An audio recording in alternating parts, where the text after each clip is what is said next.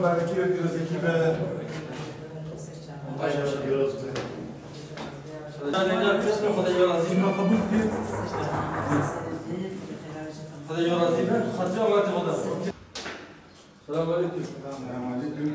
Yusuf bayram mübarek olsun. Nasıl iyisin sen? Bayram mübarek olsun. Ali abinin çocuğudur.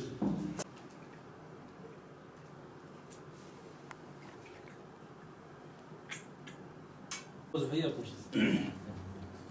Siz sofradan kaldınız. Bir şey yapmaz ya, fark etmez.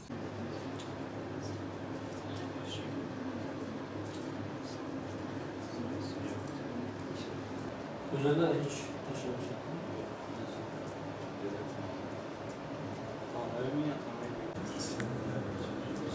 Belki Ramazan'ı beraber geçeceğiz. Allah'a emanet olun. Allah razı olsun. Gel kardeşim. Yusuf. Küçük dedi. Yusuf. Selamünaleyküm. Allah'a emanet olun. Allah razı olsun. Tamam. نعم قوم الرفيق ايه معاه خليه ايه هات شو اسمه اختي قلت السلام عليكم. السلام عليكم وعلى ال محمد إذا مبارك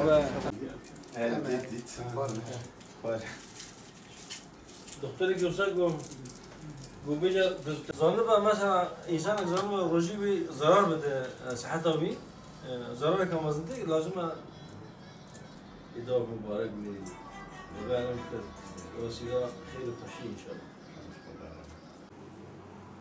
Sen biliyor musun? Nasıl? What is the mean?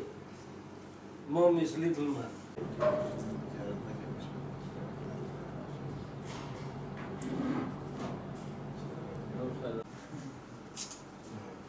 Tamam.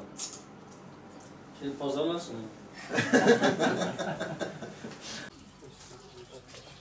قداش بقى خير بديتها؟ تعالوا نشوف خاطري وخاف. Samanti Khuda ben idam mübarek hocam. Sen adın nedir? Muhammed Emin maşallah. Seninki? Ben?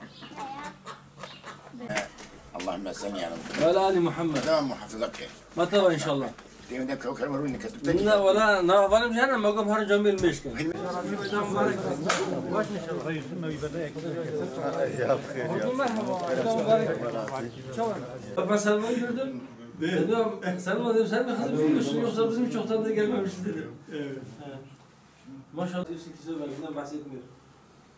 Annesi bana söyledi de ona sen böyle söylüyor. Çağırdım dedim oğlum ben... Beyninde su toplanmış, Adıyaman'a gitmiş tedavi için. Yani... Daha önce bu var. Evet bu bayram Batman'da geçirdik. Bugün bayramın 2. günü itibariyle Allah-u Teala'nın dini için uğraşmış, bu uğurda bedeller vermiş ve sıkıntılar çekmiş olan kardeşlerimizi veya bu uğurda canını vermiş Müslümanların geride bıraktıkları ailelerini ziyaret ettik. Aslında birkaç bayramdır bunu yapıyoruz. Onların o hatırasına ve onların ödedikleri o bedellere eğer saygı duymazsak biz aslında kendi kendimizi inkar etmiş olacağız. Eğer bugün halen daha özellikle bölgenin İslamsızlaştırılması çalışmaları, emperyalizm bu büyük projesinin tutmamış olmasından bahsedebiliyorsak bu uğurda ciddi bedeller ödemeyi göze alan insanlarımızın varlığına borçluyuz bunu. Destansı bir mücadele verildi.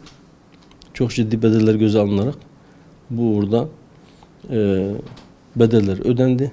Ciddi çalışmalar yapıldı. Ve o projeler emperyalizmin bölgeyi tamamen İslamsızlaştırma, İslam'ı buradan kovma amaçları hakim kaldı. İnşallah bunu kıyamete kadar da başaramayacaktır. Evet maalesef son dönemde ciddi anlamda bombalı saldırılar. İşte bayramdan birkaç gün önce İstanbul havalimanında Yine Bağdat'ta çok ciddi 200'ün üzerinde insanın hayatını kaybettiği bir saldırı. Ve Suudi Arabistan'ın birkaç farklı şehrinde, 3 ayrı şehirde, bunlardan belki özellikle Medine'de olanı bir ilkti. Daha önce İstanbul'da bombalar patlamıştı, Bağdat'ta bombalar patlamıştı. Ama Resulullah Aleyhisselatü Vesselam'ın İslam devletini kurduğu, hicret edip oradan bütün dünyaya, önce bir Arap Yarımadası'na, daha sonra bütün bir dünyaya İslam yaymaya çalıştığı şehir olan Yesrib'den Medine olmuş şehirde böyle bir bombanın patlaması elbette ayrı bir anlam taşır.